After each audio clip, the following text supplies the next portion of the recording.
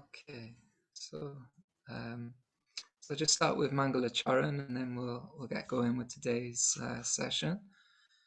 Om Jnana Timirandasya Jnananjana Shalakaya Chakshurum Militam Yena Tasmai Shri Guruve Namaha Siddhantotpalasara Nityarasikam Hangsang Vilasatmakam Audaryakya Sadama Sevakadanam Vishramba Bhakti Pradam Yakya Yukti Vichakshanam Bhagavato Vaishishta Shakya Sada Vandeham Triparari Namakan Bhakti Vedantinam Vanchakalpatarubhyascha Kripa Sindhubhyeva cha Patitanam Bhavanebhyo Vaishnavebhyo Namo Namaha Ajanulambita bhujao kanakavatao sankirtanaika pataro kamalaya taksho Vishwambarao dvijavarao yugadharma palao Vande jagapriya karo karunavataro Vande Shri Krishna Chaitanya Nityananda Sahodito Godadaye Pushpavanto Chitro Shando Tamonudao Vandeham Shri Ramakrishna Abhaya Charana Sukao Sukadao Paramanando Sundaro Subalo Priyo Hey Krishna Karuna Sindhu Dinabandhu Jagapate Gopesha Gopika Kanta Radha Kanta Namostute Tapta Kanchana Gorangi Radhe Vrindavaneshwari Vrishabhanu Sute Devi Pranamami Hari Priye Vandana Karite Mui Kata Shakti Dhari Tamo Buddhi Doshe Mui Dambamatra Kori Tathapi Mukera Bhagya Manera Ulas Doshakshami Mohdame Koruni Jadas. Hare Krishna. Welcome everybody. Oh, I see your message in Angamandri. I allowed you to record again, so I guess I'll make you co-host again like last time because I'm not sure what's going on there.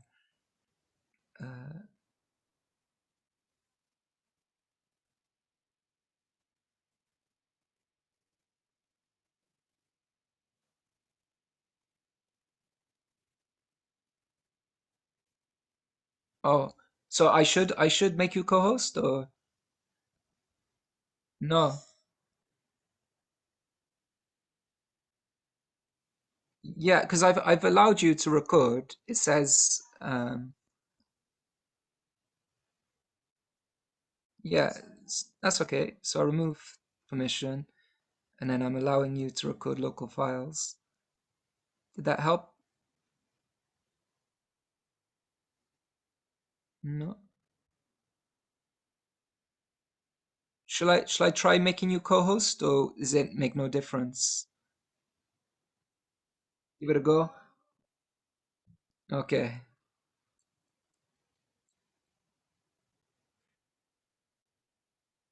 no problem. Okay, so we cross fingers, fold our palms. So, welcome back, everybody. Thanks for joining us in this last session of this particular series, at least. The psychology of Raj, which of course is our desired disposition. And as you know, we've been exploring some of the psychological traits of the Rajvasis and thinking about how we may be able to take some inspiration from them in our own practice as sadhakas. So we've discussed their selflessness, particularly in relation to Krishna. And we also explored how they don't see Krishna as God, even though they embrace Krishna being the center of existence to the topmost degree, you could say. And then last time, we explored their tendency to see Krishna everywhere, even when he's not physically present before them. They're always thinking of Krishna. Everything in the environment reminds them of Krishna. And through hearing more and more about Krishna, we similarly want to be reminded of Krishna by our environment. And so hopefully one day it will come from such a deep thirst and love as the Rajvasis have. So our sadhana helps us in this direction, being powerful, very powerful practices in themselves, but also as an opportunity to have at least some dedicated time remembering Krishna. In connection with this, we discussed the practice of kirtan and how it can especially help us think of Krishna, never forget him, and also develop more and more feeling for him. We explored how the Rajvasis themselves are often performing kirtan in one way or another. And so we can take that example to help in our own pursuit of love of Krishna. We also have the kirtans and bhajans of our acharyas, for example, who themselves were absorbed in thoughts of Krishna and Raj while they were writing them. And this principle includes hearing kirtan also, so especially in the form of Srimad Bhagavatam and the supplementary literatures and these kind of things. So, as we know, to really be able to always sing kirtan, it's no small thing to always sing kirtan, right? 24/7. Anyone who's even tried, maybe in the beginning, we think, okay, I've heard all I need to do is chant all the time, but it may not always work out so well, or we may not be so successful. So we've been given a hint as to how we may be able to, of course, that we need to develop humility, tolerance, respect for all others, and not look for respect for ourselves, as Mahaprabhu points out in the third verse of the Shikshashtakam. But even that's not always so easy. And of course, it's said that this is a natural characteristic of someone at the stage of Nishta. But it doesn't mean we shouldn't try to develop these qualities before Nishta, alongside praying for the ability to act in such a way when we may fall short at times. So, similar to the second verse of the Shikshashtakam, which may correspond more for many of us, that just as we may lament, okay, I don't really have a taste for the name, and try to at least act in a way that hopefully we can help cultivate a taste through our sadhana, for example, through service and these things. Similarly, we may lament when we fall short of these four principles of the third verse of the Shikshashtakam. So we're encouraged to always remember these four principles. As Srila Krishnadas Kaviraj points out, that we should wear it round our neck, for example. And so this third quality of these principles of honoring or respecting all others ties in nicely with the characteristic of the Rajvasis that we will explore today. So the Rajvasis, although being the topmost persons in existence, at least in relation to their intimacy with Krishna, they're not proud of that fact, that they're the greatest devotees in existence, but they're not proud of that. They're blissful to be in such a relationship with Krishna, but they really embody all these principles of the third verse of the Shikshashtakam. It's part of their DNA. They respect all others, whoever they may be. And so we'll explore this in relation to the fact that Vrindavan is a land of harmony, it's sometimes said, and how we may take something from that ourselves, especially developing eyes of appreciation for all kinds of devotees, and all beings, really. But I think it's a particularly important characteristic. The Gaudiya Vaishnav community, for example, is continuously growing. There's so much outreach going on. And so naturally, there's a much larger section of devotees who may not be able to grasp even nuanced understandings of Gaudiya philosophy that is more commonly found in the Madhyam Adhikari, for example. And that may be so for us also.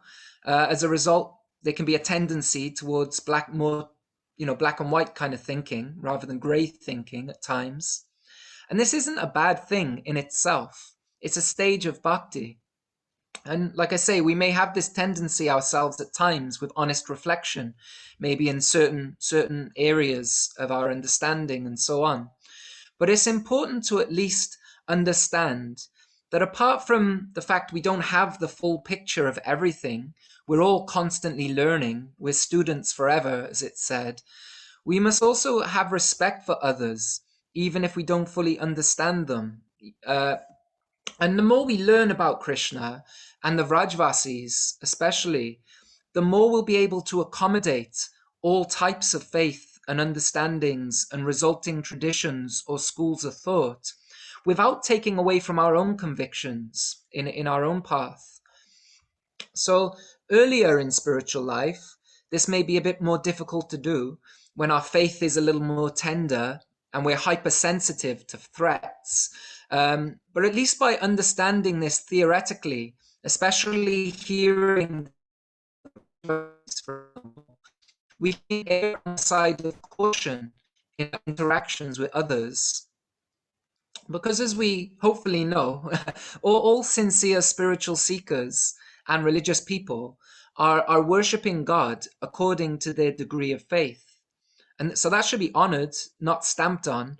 Sometimes our Guru Maharaj points out that faith is our deity, not our doormat. And so it's unfortunate when sometimes we may see fanaticism there combining with sectarianism, uh, to the extent of disparaging anyone who doesn't hold the same understanding we do. And unfortunately, it can be all too common, even in the Gaudiya world at times. But it can be particularly damaging or stunting to one's spiritual life if that is fanned rather than corrected and grown out of. So education about these things is very important. Um, as we know, those in the topmost realm of Raj, they can accommodate all, and that accommodation has to be there even to enter Raj in the first place. There are many examples. I'm not going to go into many examples of how this may come up today, because we're going to focus more on the psychology of the Rajvasis. But sometimes we can see this misunderstanding that Padmanabha Maharaj has coined rasism, where other rasas, for example, are downplayed, forgetting that Krishna is Rasaraj, the king of all rasas. And it's usually quite clear that it's often done in maybe a bit of an immature way, without proper knowledge of what it means to serve in Vrindavan, as we've been learning about what it means to serve in Vrindavan, that everyone in Vrindavan is working together to please Krishna, even when it may not seem so on the surface. There's no trace of enmity that often arises, unfortunately, in these type of discriminations that the age of social media and having fragmented knowledge cultivates. So in a more general way, even outside of just Vrindavan, an understanding of Vrindavan, sometimes we may see devotees can disparage other spiritual ideals, or speak down about other spiritual ideals, both within Vrindavan and outside Vrindavan. And so we want to do our best to avoid any enmity toward other jivas. We should try to cultivate a mood of being well-wishers, at least, to the extent we can, of course, from where we are. And also to other spiritual practitioners, what to speak of other Vaishnavas. So let's begin exploring this with describing the nature of Vrindavan itself. So I'm going to read from our Guru Maharaj, Srila Bhaktivedanta Tripurari Maharaj. This is from a Q&A Sangha. So I'm going to read quite a few things from a Q&A Sangha. For those not familiar, there used to be kind of questions and answers via email, and these things like an email newsletter, and they've been compiled. And there's a wealth of information in there, and very inspiring answers to different questions. But I thought it'd be nice to read some of these things for those who may not have heard them, and also maybe some of the Spanish-speaking devotees haven't heard some of these things because maybe they've not been translated. But this is from one of these Q&A sanghas. Mother Yashoda, of course, is in a little anxiety about Krishna walking barefoot. But Krishna replies, "You don't have to worry. Vrindavan is such a nice place. There are beautiful deer dusting the trails, making them soft and sandy like beaches. The cows walk ahead and break the ground and soften it for me to walk upon. And the trees bend down and sweep the trails, making everything very soft. In Vrindavan, the whole environment rises up to serve Krishna in every way. Mother Yashoda is concerned about his tender feet, and the young gopis are also concerned. But Krishna assures them there is no cause for concern. Still, they remain concerned. The nature of Vrindavan Dham, the abode of the Lord, is such that it facilitates the service of Krishna in every way. So as we've discussed in previous sessions of this series, Vrindavan's that place where the fact Krishna is the center is not only known but embraced to the topmost degree. Everything and everyone's there to serve Krishna in the way he likes the most. It's a very harmonious place. In a discussion on the Brahma Vimohan Leela, our Guru Maharaj recalled the following sweet interaction that he had with Srila Prabhupada that brings out some of these things. Once, at Gita Nagari, Prabhupada spoke about Vrindavan. We were standing in the barn, and there were elders and children, cows and calves. There was a dog and a cat, and a mouse ran by. Everybody noticed the mouse. It ran right in front of Prabhupada. Suddenly, Prabhupada turned and said with big eyes, "Did you see it? The adults and the children, the cows and calves, the cat and the dog, and the mouse, all living harmoniously. This is Vrindavan." The next morning, Prabhupada turned to me again and asked, "Did you see it?" "See what, Prabhupada?" I asked. He said, "They were the cows and the calves, the adults and the children, the cat, the dog, and the mouse, all living harmoniously.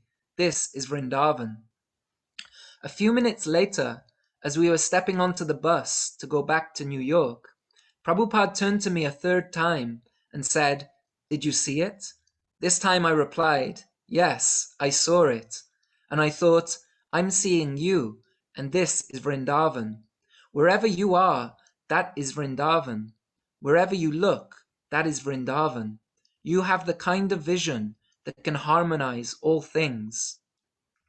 As it will be stated later in the narrative of this Leela, Yatra Naisarga Durvaira Sahasan Nrumrgadaya Mitrani Vajitavasa Druta Ruttarshakadikam. Vrindavan is that place where there is no hunger or thirst, and beings naturally inimical to one another live in harmony. This harmony that is realized in selfless love in Vrindavan. As Sri Jiva Goswami has said, Vraj implies that place in which all things are completely appropriate. We are not to deny anything, rather to find the appropriate center around which all things can be harmonized. This center is Krishna, and real service to Krishna involves loving one another in concurring to love Krishna. So there's a beautiful glimpse into the psychology there. So this verse that was quoted, Guru Maharaj quoted there, from the 10th canto of the Srimad Bhagavatam, the 13th chapter, so we say in the Brahma Vimohan Leela, it's verse 60. So the verse that said, Vrindavan is the transcendental abode of the Lord, where there is no hunger, anger, or thirst. Though naturally inimical, both human beings and fierce animals live there together in transcendental friendship. So Srila Prabhupada, Bhaktivedanta Swami Prabhupada, he gives a really nice purport to this verse also that I thought was worth reading. The word van means forest. We are afraid of the forest and do not wish to go there. But in Vrindavan, the forest animals are as good as demigods, for they have no envy. Even in this material world, in the forest, the animals live together, and when they go to drink water, they do not attack anyone. Envy develops because of sense gratification, but in Vrindavan, there is no sense gratification, for the only aim is Krishna's satisfaction. Even in this material world, the animals in Vrindavan are not envious of the sadhus who live there. The sadhus keep cows and supply milk to the tigers, saying, "Come here and take a little milk." Thus, envy and malice are unknown in Vrindavan. That is the difference between Vrindavan and the ordinary world. We are horrified to hear the name of Van, the forest, but in Vrindavan there is no such horror. Everyone there is happy by pleasing Krishna. Krishnot kirtana gana nartana paro. Whether a Goswami or a tiger or other ferocious animal, everyone's business is the same, to please Krishna. Even the tigers are also devotees. This is the specific qualification of Vrindavan. In Vrindavan, everyone is happy. The calf is happy. The cat is happy. The dog is happy. The man is happy. Everyone. Everyone wants to serve Krishna in a different capacity, and thus there is no envy. One may sometimes think that the monkeys in Vrindavan are envious because they cause mischief and steal food. But in Vrindavan, we find that the monkeys are allowed to take butter, which Krishna himself distributes. Krishna personally demonstrates that everyone has the right to live. This is Vrindavan life. Why should I live and you die? No, that is material life. The inhabitants of Vrindavan think, whatever is given by Krishna, let us divide it as prasad and eat. This mentality cannot appear all of a sudden, but it will gradually develop with Krishna consciousness. By sadhana, one can come to this platform. So apologies for all the quote reading at the moment, but I thought a lot of nice points are brought out in relation to this trait of harmonious living and appreciating others, and expressed better than I would have been able to myself. But it goes back, as I say, to the importance of Krishna's tu Bhagavan Swayam. Otherwise, it can be easy to get confused, especially when we come across contradictory statements, for example, or high expressions of bhava, and reading them with our own material conditioning, and then maybe developing attitudes that aren't really of that harmonious nature that we find in the psychology of Raj, even in the name of wanting to be a Rajvasi. It happens all too often, unfortunately. So, like the Rajvasis, if we truly understand Krishna to be the object of love, to be the center, then actually we will glorify the other relationships that others have with Krishna. Even in Vraj, they glorify each other. Sometimes I've heard our Guru Maharaj say that there may be soft enemies, this term soft enemies, but actually they're all friends in the Leela underlying it all. All the feelings nourish each other's feelings with Krishna, who is the centerpiece. Everyone wants to please Krishna, and so friendships and other kinds of relationships, even amongst each other, they all nourish each other's relationship with Krishna. We know, I'm sure we've heard time and time again, no one can please Krishna more than Radha. So especially in our school, service of Radha is emphasized. So we aren't trying to compete with Radha, for example, but we're trying to assist her. But sometimes even this can be understood a little superficially. We may hear, as I was saying, come across high-level expressions above, for example. The famous one that comes to mind to me is Raghunath Das Goswami, that saying that we care only for Krishna and not we care only for Radha and not for Krishna.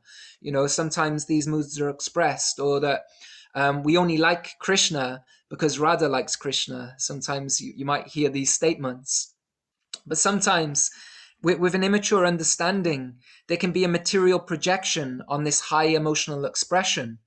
And it can be repeated without much philosophical understanding or realization ourselves. But properly understood, even these high-level expressions from Rajvasis, like Raghunath Das Goswami, who is a Rajvasi himself, of course, they have an underlying logic rooted deeply with Krishna being the center. That's still there, as we discussed in part 1. That he's always Shaktiman, the source of all Shakti, the source of all potencies. And Radha is the Shakti. And of course, the relationship between the two is that topmost pleasure for Krishna. Krishna loves the most his relationship with Radha, you could say. That's really why he derives the most pleasure from. But by knowing Radha is the most pleasing to Krishna on a really deep level, through the lens of tattva, where we know Krishna is the center, we will naturally want to assist Radha and to serve her. And Krishna will be most pleased as Radha is most dear to Krishna. Not obviously in a diplomatic mood. There's deep love for Radha also, But remember, the psychology there in Vrindavan is all to serve and please Krishna, who's the center of Raj. So the residents of Raj serve Krishna and ultimately the divine couple, they do so in different ways, but it's all to serve Krishna and the divine couple. Our Guru Maharaj sometimes says that the math underlying it all is to always please Krishna. Even when on the surface, even the gopis, for example, may seem to dismiss Krishna and have this kind of attitude. So in Vrindavan, as we say, everything is Krishna-centered, whereas in the material world, as we know, everything is generally self-centered. And this is one of the reasons why many of our acharyas have warned about entering into these kind of topics prematurely, that if we don't have good guidance to give proper understanding, it can be easy to project material understandings on the psychology of the Rajvasis, and even use these things in a way that is more self-centered than genuinely the selfless expressions of love that we find in Vraj. So although it's nice to hear these sweet pastimes and even the exchanges above and so on, we shouldn't neglect the practices that cleanse the heart of selfishness. And as we make progress, it's true, we will develop natural affinities to particular devotees. It's natural we'll have a particular affinity for our own guru and these kind of things, for example. But we should also develop and have an objective lens to look through as well. And this is shaped by Shastra to properly understand higher expressions of affinity for one devotee or another. So this is why the Shastra is also often emphasized, that seeing through the eyes of Shastra, as it's sometimes said. Because it's true, there is a hierarchy, even in Vraj, but it's important to understand that the psychology isn't one where one looks down on another or even considers oneself being better. There's a common bond there. So we should understand more, what this hierarchy is about. Because even outside of Raj, from a material lens, from a material standpoint, anyone liberated from the material world is materially selfless. Everyone in the spiritual world, wherever, are selfless. We shouldn't think that Rukmini, Uddhava, and other great associates of Krishna are selfish in any way when we say that the love of the Rajvasis are the most selfless. Even these degrees of selflessness are degrees of spiritual selflessness. It's not related to the material world in any way. I've heard our Guru Maharaj point out that it's better to acknowledge the hierarchy than to try to understand it with the intellect, for example. We shouldn't project a material understanding onto it as if any of the residents of Raj are any less pleasing to Krishna than another, or even those in their proper role in Krishna's other leelas. So related to our previous discussion on Krishna being God and not being God, we can understand in one way that the hierarchy really involves the degree to which the Aishvarya or knowledge of Krishna being God is predominant in the relationship. How much does that affect the relationship? Those in Dwaraka are also pure devotees, but you could say that their bhakti is more influenced by knowledge of Krishna's position as God than the Vrajvasis, where the love they experience doesn't take that into consideration in the slightest.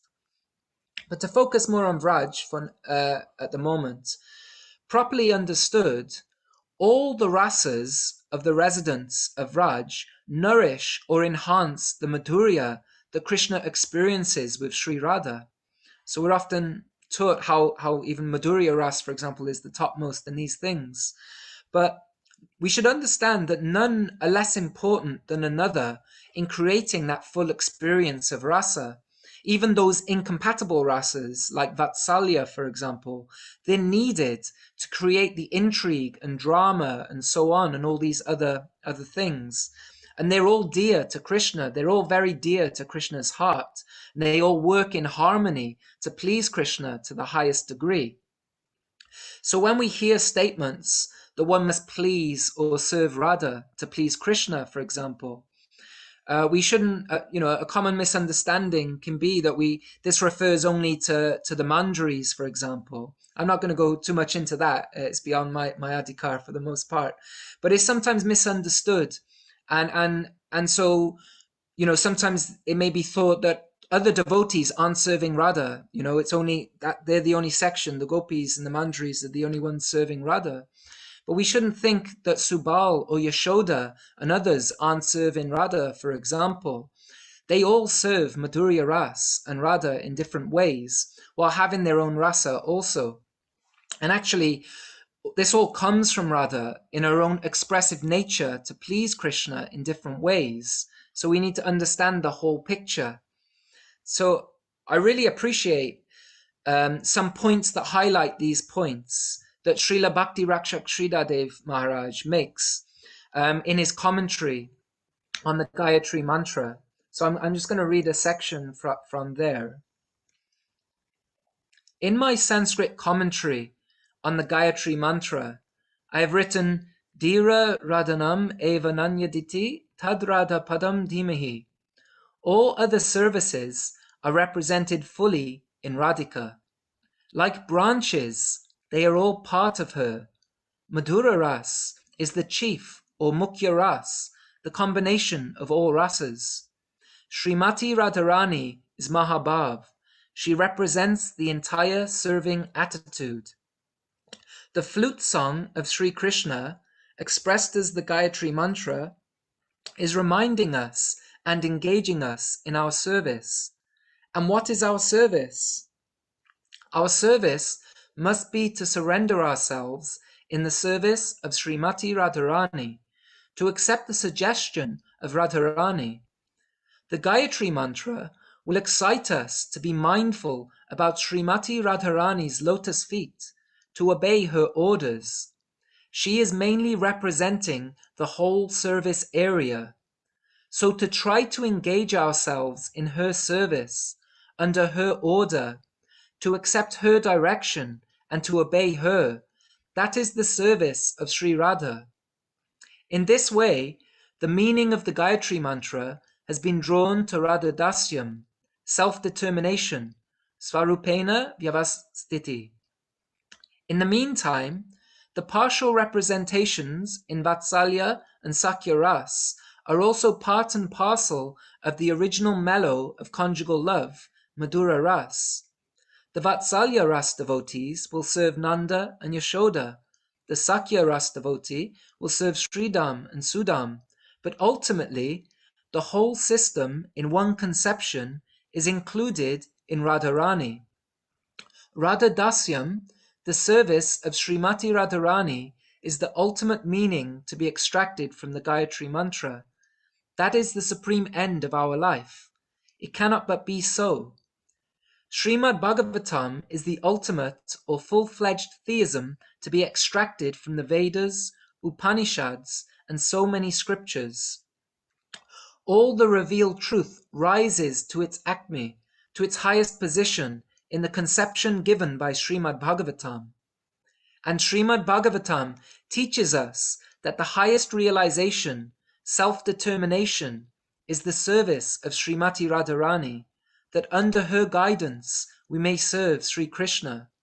We aspire for a direct connection with her service. What then is the inner meaning or purport of the word Bhargo? Bhargo means the sun, or who shows us by light. Radharani is the daughter of Rishabhanu. I have selected the word Bhanu. To represent her personal extended self, I have given the word Vaibhav. Vaibhav means what comes out, or extended self. Prabhav is the central representation, and Vaibhav is the outer extension.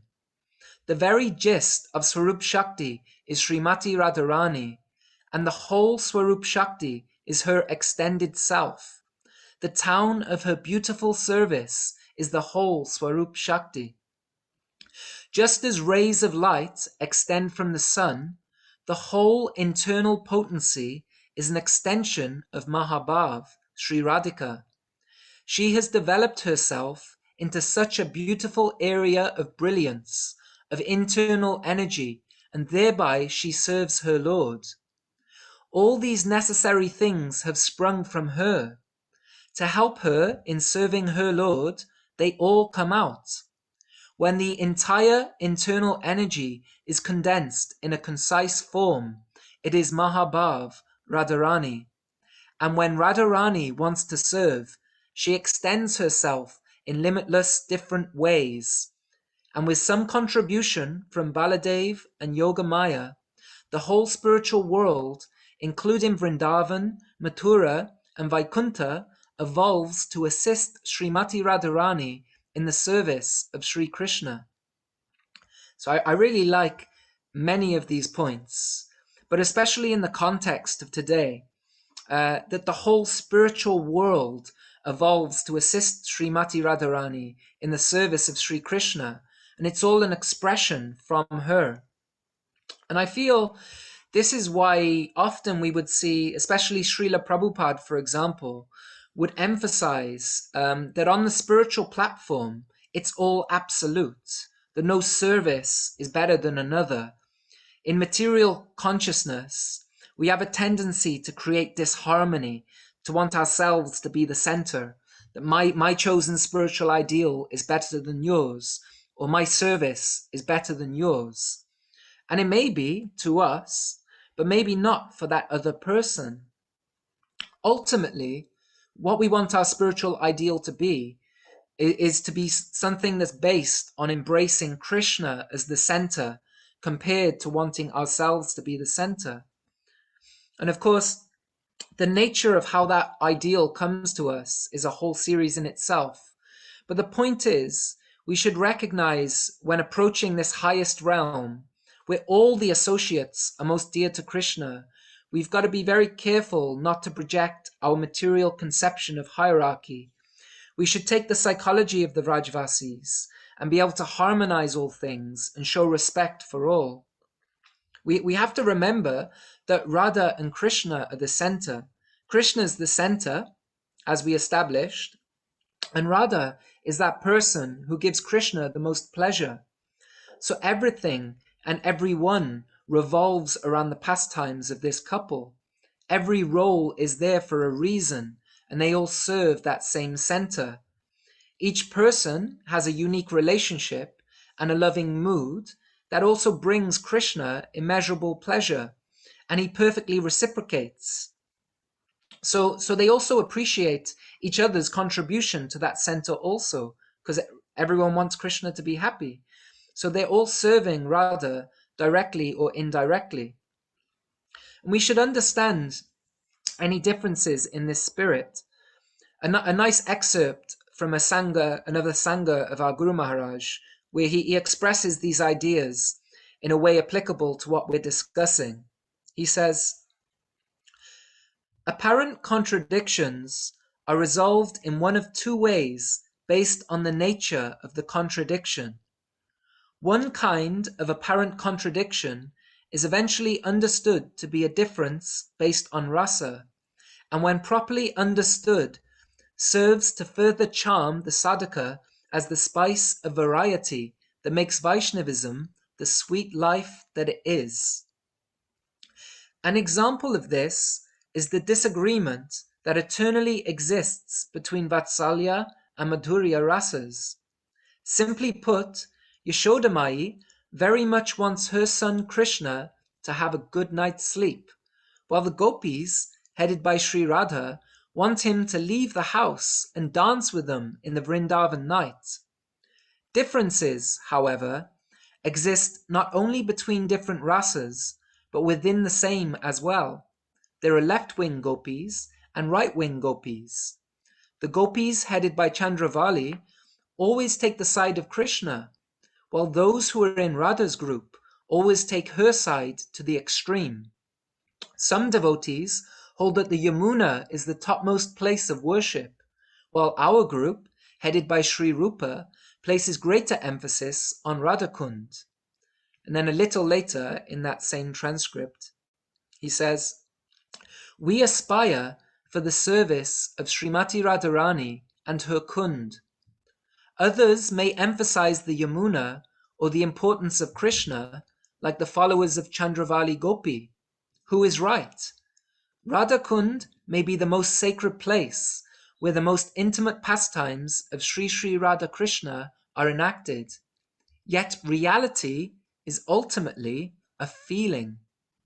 We may give someone knowledge and they agree that we are right, yet they will continue to act otherwise because reality is ultimately a feeling. This is absolutely so. Therefore, even though Radha Kund is the highest abode of love, some feel otherwise, and they are not entirely wrong in that. Differences must be there. To find the higher harmony is the beauty of Vaishnavism. Chandravali is, after all, an expansion of Radharani. So it's natural we will feel what we're pursuing is the highest, and especially, with the gift we've been given particularly, but anyone pursuing spiritual life will feel that what they're pursuing is the highest. But we're also encouraged to see through the eyes of Shastra, through Tattva, and we're warned about seeing rasa with material vision, thinking that one is higher or better in another way, in a mundane way. All rasas are complete. The measure of intimacy may be higher, but the subjective experience of each devotee is that one feels their relationship is best. But we may think, okay, I can accept that all the Rajvasis, they're all wonderful, and accept this point. And we've got this window of opportunity in the Gaudiya lineage, and think Vraja's the best, Vrindavan's the best. But then maybe think all other rasas outside of Raj, well, we don't care for those at all. I've seen sometimes immature devotees may have a negative view toward them. Sometimes even innocently, they're just repeating something they've heard. But this negative attitude would be a mistake also.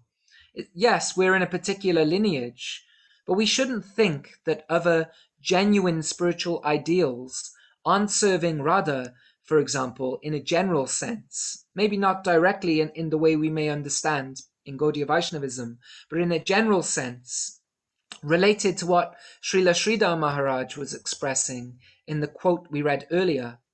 It may not be our ideal, but we should understand them through the eyes of Tattva, especially if we're not genuinely on the level of bhava ourselves. Especially so we can have healthy relationships and interactions, both within our own sampradaya, but also outside of it also. We want healthy interactions and healthy relationships, right? So Krishna reciprocates as he's approached, and that's true with everyone following whatever they decide to follow. And it's true we will have our bias. You said that's the nature of love, but it won't be at the disparagement of others' love, of looking down upon others' love. We have a certain emphasis, and objectively speaking, we may speak about the degrees of intimacy with Krishna, but we should understand that all types of genuine love are perfect. Sometimes that's why this phrase is used: perfect, more perfect, and most perfect. Sometimes you hear this. So a small quote also from a Q&A Sangha. I really drew from the Q&A Sanghas today, from our Guru Maharaj. Gaudiya Vaishnavas are all accommodating. They come from the Raj, Vrindavan, where the very concept of the place is all accommodating. So we have to be fully tolerant and learn to accommodate all types of religious ideals, seeing them as various heights along the great mountain of truth from which people have gazed and spoken, as noble steps on the ladder to the highest ideal of Krishna consciousness. So we discussed this point a little in the first session, how everything else gets their relative value according to how much they reflect Vrindavan. We can also look at this in another way, how they all serve that center point and nourish the topmost expressions of love in Vraj, directly or indirectly. It's said in the Padma Purana, for example, that all manifestations of the Dham are the manifestations or expansions of Vrindavan. As we mentioned in the first session, it's not that Vrindavan is the highest in relation to our angle of vision, where this plane or material world is the measuring point. But actually, that's the center. You could say that the point from where everything else is measured. Vraj is where Krishna is most at home. So other places are graded according to how much they have the kind of qualities where God takes the most pleasure. That's the measuring route from which all other dhams get their gradation. So, but in one sense, all these other dhams serve the Vraj in another way also, to highlight the beauty and excellence of Vraj. So like Dwaraka, Mathura, and also other places like Vaikuntha, we often hear this. The devotees there, they're serving perfectly. All the devotees there are serving perfectly there. They all have their own bhav there, which is perfect subjectively for them. And actually, they're also serving the divine couple in the highest sense for them in particular, as it's also shining a light on the excellence of the Vraj Dham. And also even the serving ego that is found there is coming from Sri Radha, as we were hearing earlier on. It doesn't come from an external source. This also comes from Sri Radha ultimately. So Vaikuntha is lower, for example, only in the sense of the degree of intimacy or potential for rasa is sometimes said. So we say Vraj is sweeter. Of course, there are many good arguments for why that's the case. And as we've previously discussed, some of that also. But we should understand that even in Vaikuntha planets, for example, the devotees, they're all pure also, and they're all surrendered to Narayan. There isn't any material tinge there. Take someone like Hanuman even. Hanuman, he's the perfect example of Dasyaras, for example, in relation to Lord Ram. And I think it would be a bit silly, and we probably all feel this way anyway, naturally, to think that he's lacking in perfection. He's attached to Ram, and Ram is attached to him. So their love is glorious. You may be familiar with the story of Anupam, who was the brother of Rupa and Sanatan Goswamis in the Chaitanya Charitamrita. It's described how he was a great Ram Bhakta, and he couldn't stop worshipping Ram, even after he had been given the tattva of Krishna's tu Bhagavan Swayam, if you will, in one sense, by Rupa and Sanatan Goswami, who were Rajvasis themselves. They had these discussions overnight. And Mahaprabhu, on hearing this, he said in relation to them, relation to him, to Anupam, that glorious is that devotee who cannot give up his Lord, and glorious is that Lord who cannot give up his devotee. So very, very beautiful expression. So the highest rasa is the one that a devotee personally cherishes. There isn't really a higher rasa, even though we say from a neutral perspective that Madhurya Ras is the highest, for example. And this doesn't take away from the gopis' glorious position, but at the same time, it doesn't take away from other great devotees of the Lord, which is a bit more dangerous ground to stand on. So, but when we have the proper conception, through the Isa Tattva, and through especially trying to imbibe more and more the psychology of the Rajvasis themselves, we'll have eyes of appreciation for all in how they serve that most wonderful divine couple in some way. The moods of Vrindavan are nourished by others' moods in different ways. So all relationships are celebrated by the Rajvasis. There's no real competition because the psychology there is such that any kind of win, if someone wins, it's the result of that is the enhanced pleasure of Krishna. That's what a win is for someone in Vrindavan, is the enhanced pleasure of Krishna. So everyone wins because everyone's goal is the same there. So there's no real sectarianism for this reason. There may be camps, but there's no enmity or animosity toward each other, which unfortunately we find on this plane. even amongst Gaudiyas sometimes. But we want to learn more and more to have these eyes of appreciation, like the Rajvasis. If we see others very dedicated to the Lord, even in other traditions, we should appreciate that and maybe even take something from it ourselves. And what to speak when it's our particular Lord, Krishna, in Vraj. We see that the Vrajvasis themselves, they celebrate all relationships. Take the gopis, who have the highest rasa in regards to the intimacy they have with Krishna. They give of themselves completely to Krishna to such a degree that even the social structure, the rules of the society they live in, and these things, they're all ignored in pursuit of pleasing Krishna. They leave their husbands, as we know, and they go to the forest, for example. But even those devotees, don't have pride that they're the topmost devotees, that we have the highest thing, and look down upon others. Rather, they self-deprecate their own position, as they're unable to be close in the way that others in Vraj, for example, can. So there are famous examples where they appreciate the Gopa's ability to spend all day with Krishna, for example, and the opportunity to embrace Krishna in front of everyone. And we see also when Uddhava comes, for example, some of you may have heard Padmanabha Maharaj's Pramara Gita series. When Uddhava comes, they all show him such great respect. And there are many examples like this. Durvasa Muni in the Gopal Tapani Upanishad is shown respect, for example. And so we must take this same mood, as it can be dangerous, especially when we're discussing those on the highest position.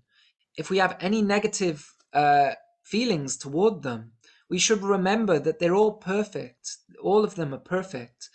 We don't have the bhav of Raghunath Das Goswami, for example. And if we want it, we need to know and realize the tattva as well as he does. We need to have that same psychology of a Vrajvasi.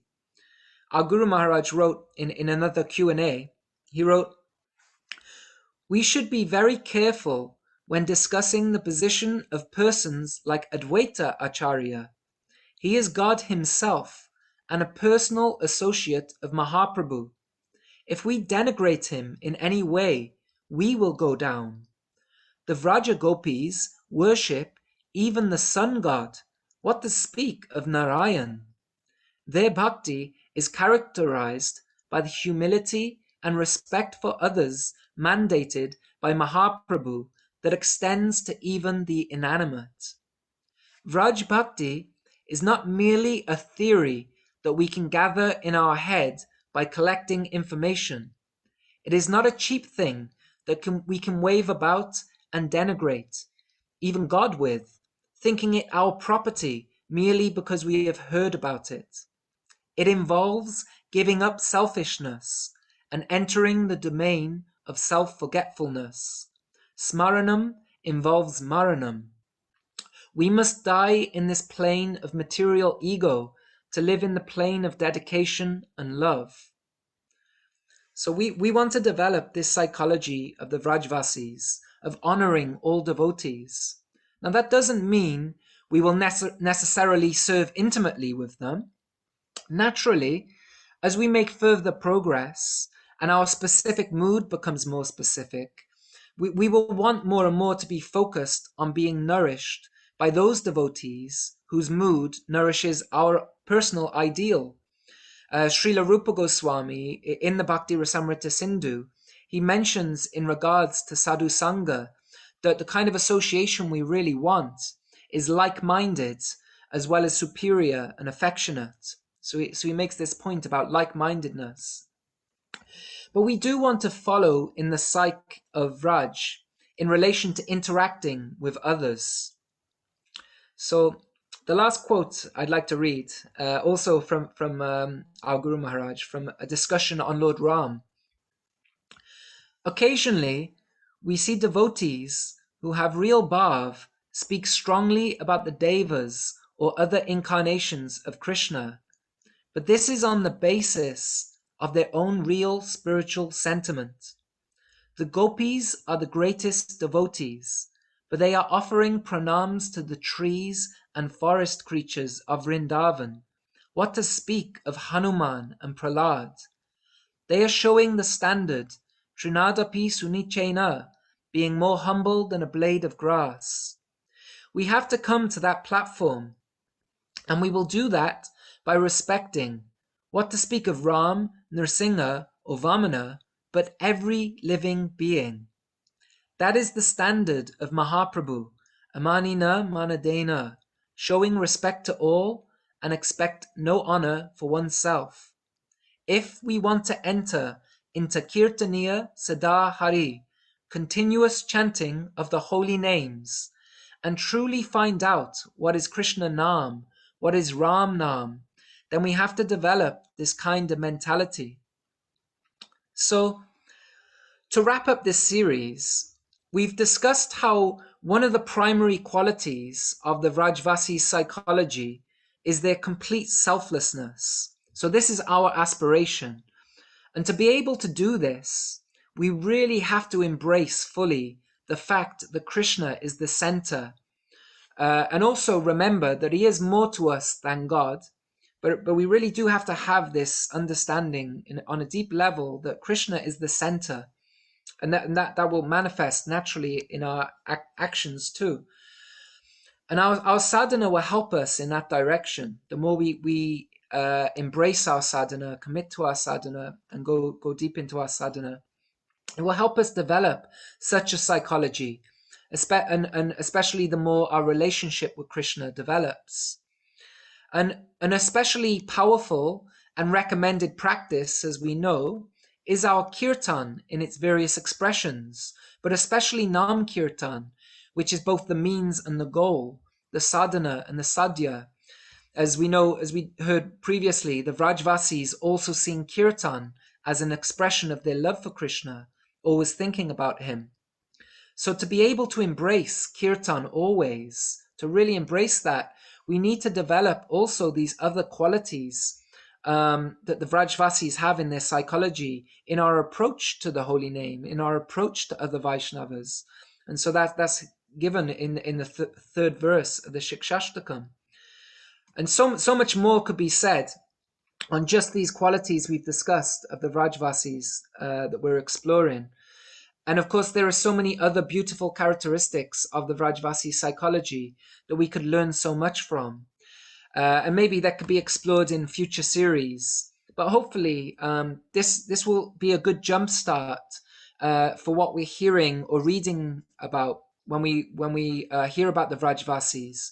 Hopefully, when we hear these things, we can find different ways that we can apply that to our own their psychology, to our psychology, and help in our progression in that direction. And of course, it will take time, but we should certainly be aware of these things and contemplate these things also. And so, with that, I'm going to conclude, and I'd especially just like to end to thank Ananga Manjari for her patience in translating, a really wonderful service, and also thank all of you for being with us for the series. And yeah, please accept any apologies. Please accept my apologies for any mistakes I made. And yeah, I guess I'll open up for any questions, comments, or corrections on anything, realizations, these kind of things. And yeah, Hare Krishna. So if you'd like to unmute yourself, if you'd like to share anything, please do.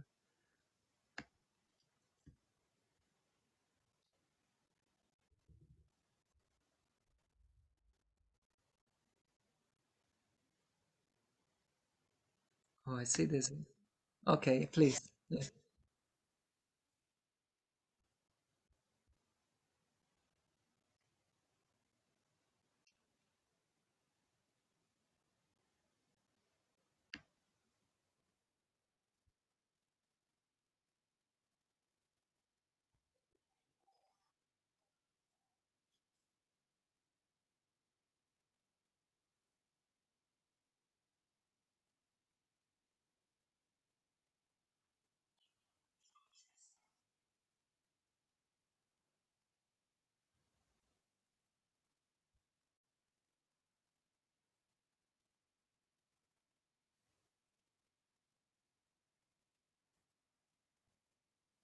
Mm.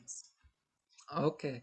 So I'll repeat the question briefly, because I think it doesn't translate through to Facebook with the streaming.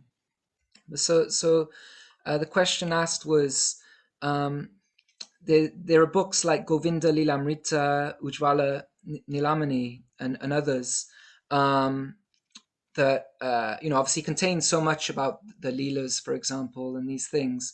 And so, at what point can we really approach these books, and draw from them for inspiration and these things? And so, to answer that, I mean, first off, I should say, is the me personally, they're beyond my adhikar in terms of, to be able to say you should read this here, then, and everywhere. But I'll try to share how I've understood. Um, I think, the first answer, which I'm sure, you're well aware, is ideal, is to ask those who know you well. And if you have, your guru, it's good to ask your guru. They'll be able to advise. But also other senior Vaishnavas around you, would this be good?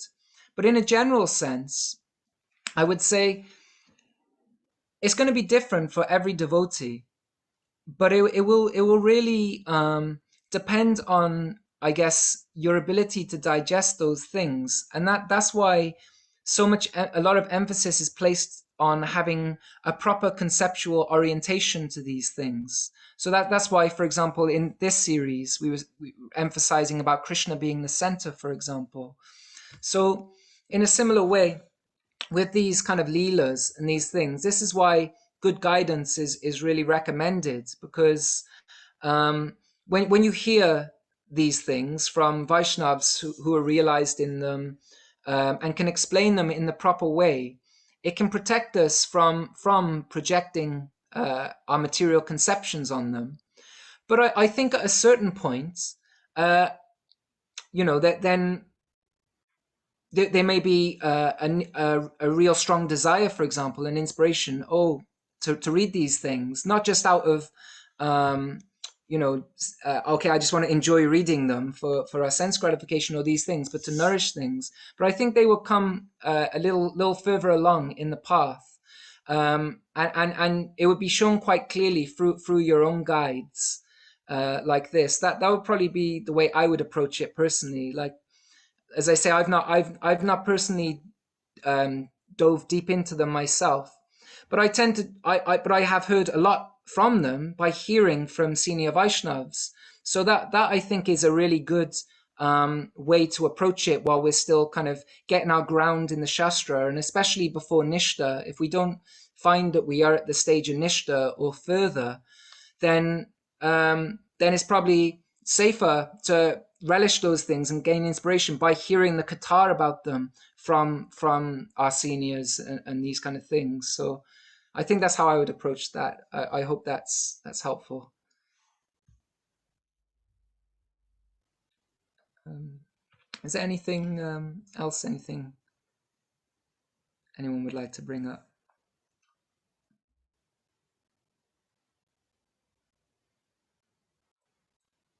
Okay. So thank you again for being here, and, yeah, I hope you enjoy the rest of the Kartik series, and, um, we got some fun ones coming next month too. Very very much looking forward to hearing those. So have a lovely rest of your day, and see you again in a not too distant future, hopefully. Hare Krishna. Vanchakalpatarubhyascha kripa sindhubhya eva cha patitanam pavanebhyo vaishnavebhyo namo namaha.